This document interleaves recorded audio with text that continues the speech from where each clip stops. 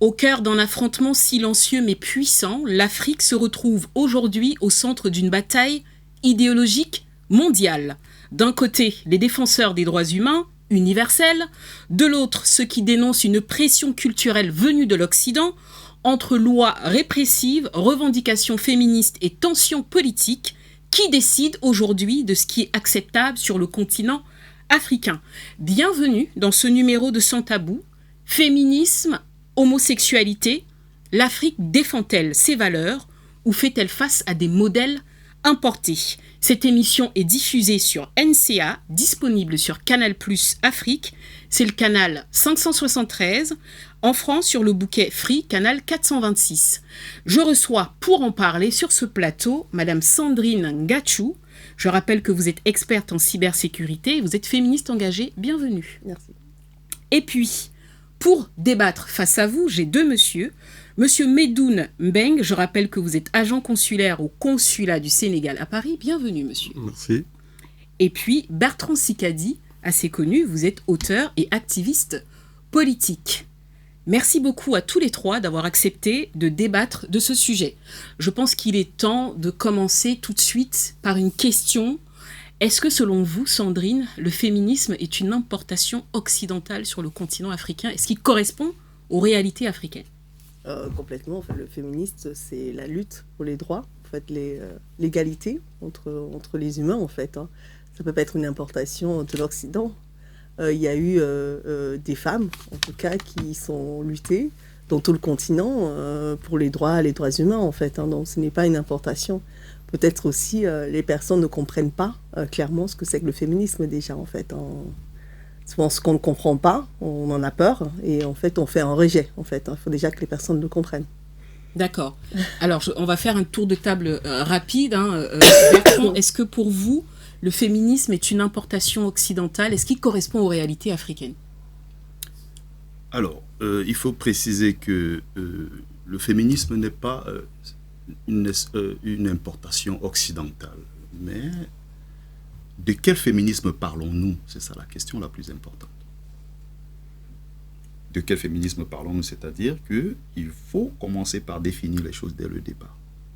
La plupart des gens qui sont engagés dans les luttes féministes, qui sont africaines la plupart du temps, sont des gens qui font une sorte de copier-coller. C'est-à-dire que puisque les Occidentaux ont dit ceci, féminisme, on tombe dans ce genre de copier-coller. C'est pour ça que je dis, si on veut parler de féminisme, il faut qu'on revienne d'abord à la définition. On parle de quel féminisme? Féminisme, afroféminisme?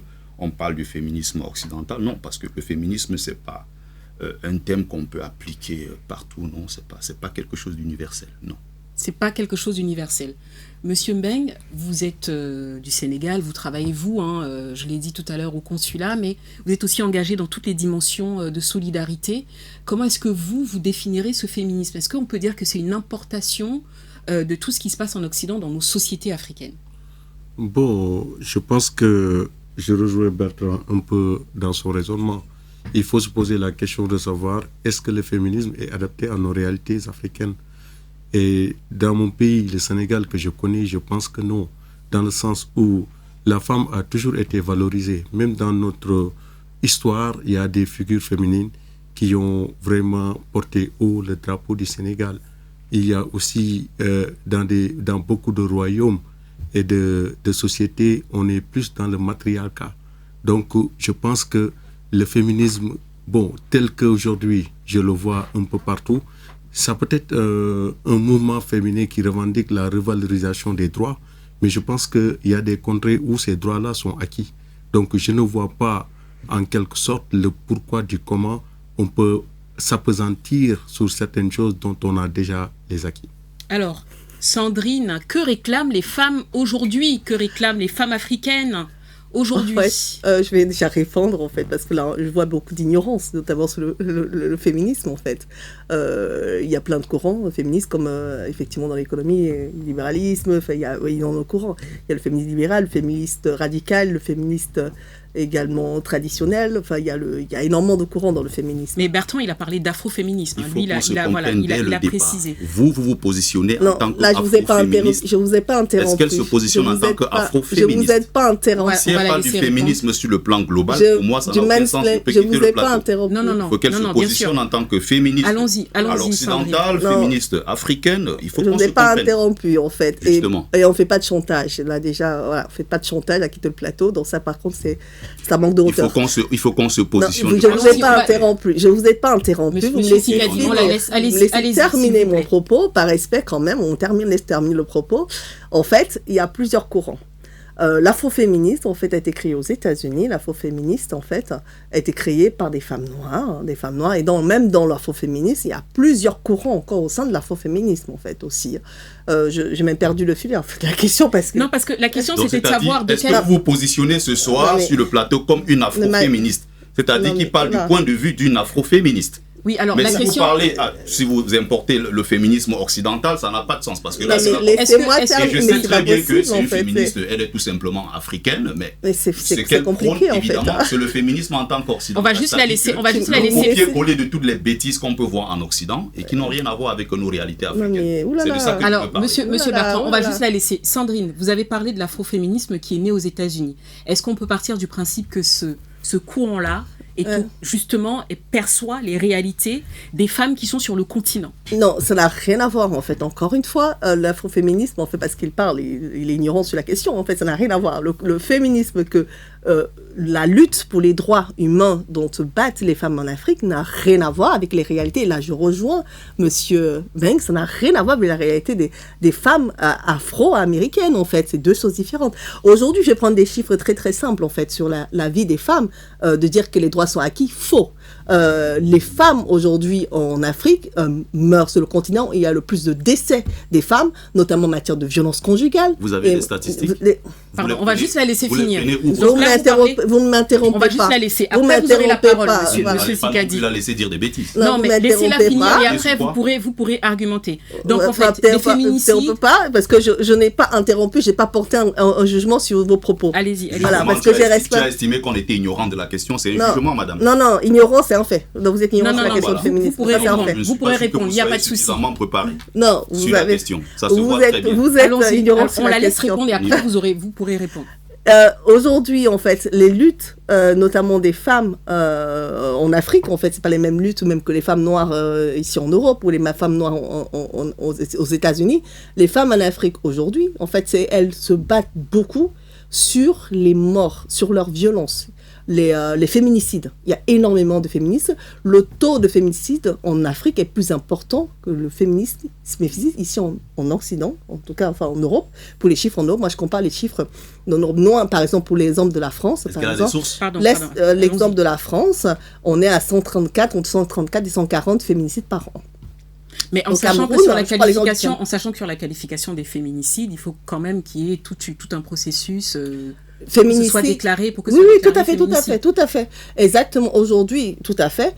Il y a les mouvements qui sont arrivés, en fait, parce que vu la souffrance et la douleur des femmes en Afrique, en fait, qui ont commencé à créer pour compter leurs morts, parce qu'il n'y a pas d'institution, comme c'est le cas ici en Europe, pour compter, puisque les morts des femmes sont ignorées. Donc, d'où il parle des chiffres, oui, les chiffres, ce sont les femmes elles-mêmes qui sont en train de mentir, parce que les institutions, je parle bien pour le Cameroun, que je suis énormément, parce que moi, je suis franco-camerounaise.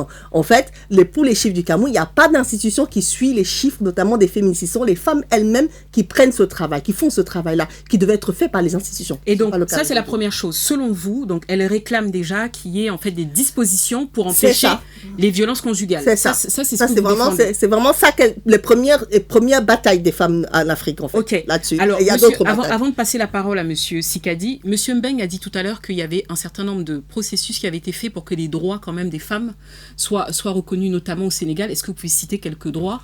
Oui, par exemple, la loi sur la parité. Déjà, dans la Constitution de 2001, dans l'article 7, c'est mentionné que les hommes et les femmes sont égaux devant la loi. Donc, par rapport il y a des dispositions juridiques par rapport à la parité au niveau de la législation. Par exemple, dans les élections législatives, il faut une parité absolue, sinon la liste est invalidée. Donc, il faut à chaque fois qu'il y ait un homme, il faut qu'il y ait une femme. Une candidature de femme pour aussi. La candidature de femme. L'autre chose aussi, je pense que dans l'histoire récente, on a eu 2 premiers ministres de sexe féminin. Donc, je pense que sur ce plan-là, je suis tout à fait d'accord avec Madame Ngach, c'est ça? Gachou, Madame Gachou, oui. Excusez-moi, je m'en excuse, Non, Madame Gachou.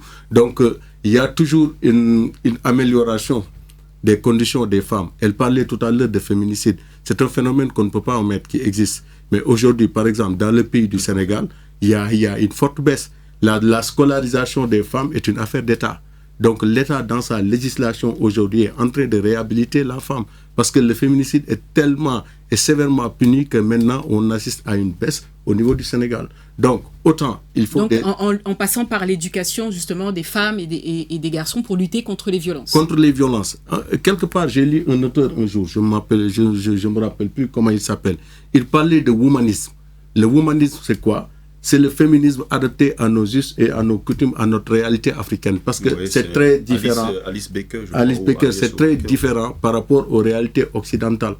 Donc, on a une réalité africaine qui font que la femme occupe une place de choix. Moi, je parle du pays du Sénégal que je maîtrise. Donc, je vois que même dans l'histoire, il y a eu des reines qui ont su porter tout au royaume où il y avait à prédominance des hommes.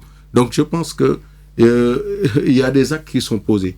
Maintenant, toute œuvre humaine est perfectible. Il y a toujours des efforts à consentir, mais je pense qu'on est sur la bonne voie. Très bien. Alors, Monsieur Sikadi voulait répondre. Allez-y. Avant cela, ok. Est-ce que...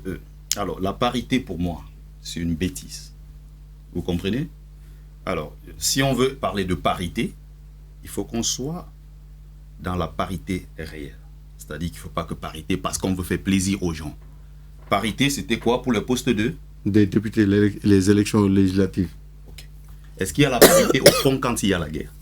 Au front? Est-ce que les mêmes femmes qui parlent de parité oui. au Parlement, il faut plus de femmes au Parlement, il faut plus de femmes ministres, est-ce que vous avez donc cette parité au front des guerres quand il faut porter les armes pour défendre la patrie? Mais quel est votre propos? Mon propos est très simple. Il faut qu'on soit cohérent dans ce qu'on veut faire. Donc pour vous, il faut que dans l'absolu, donc la parité, ça doit être dans l'absolu. Dans tous les plans. Il ne faut pas qu'on soit dans cette sorte d'hypocrisie qui veut que, bon voilà, les féministes, ah non, nous voulons la parité uniquement pour des postes de ministres, de parlement et autres. Au Parlement, on a besoin de plus de place, il faut la parité, il faut plus de femmes députées, plus de femmes maires.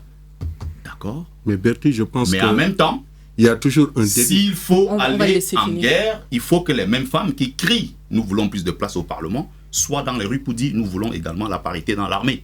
Nous voulons la parité au front des guerres. Il ne faut pas juste prendre ce qui vous arrange. Très bien. Simplement, voilà ce que j'ai dit. Et je précise très bien ici que je défends les droits des femmes. Je suis contre les violences faites aux femmes. Et je me bats contre cela depuis des années d'ailleurs. Sur mon parcours de migrant, je me suis battu à protéger les femmes.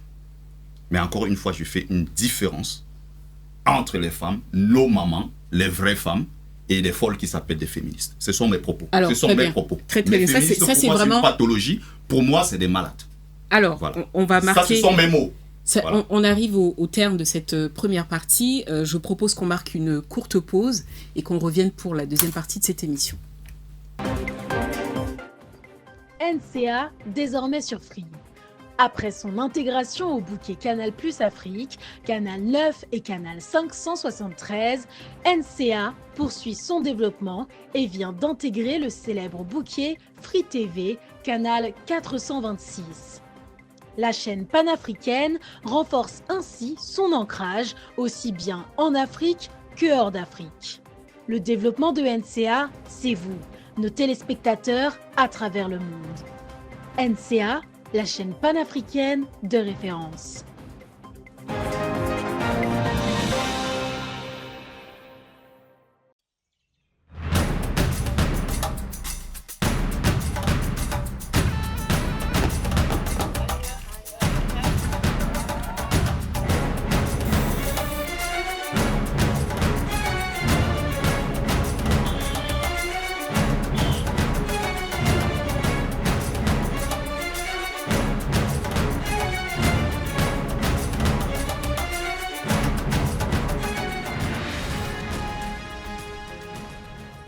NCA, la nouvelle chaîne africaine. NCA, the New African Channel.